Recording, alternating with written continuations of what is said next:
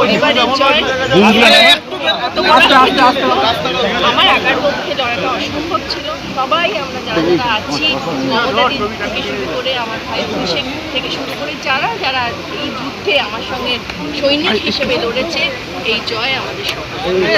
দিদি দিলীপ ঘোষ চলে যাওয়াটা আমার পাশে দাঁড়িয়ে রক সলিড, মানে যে সাপোর্টটা সঞ্জিত দিয়েছে, প্লাস তাছাড়া আমার এমএলএরা অর্থ থেকে শুরু করে পরেশ মুর্মু থেকে শুরু করে জিতেন রায় থেকে শুরু করে আমার প্রধান মাইতি থেকে শুরু করে আমার সব চেয়ারম্যানরা মিউনিসিপ্যালিটি এখানে আছে, সবাই কন্যাশ্রী আছেন, সন্তান আছেন।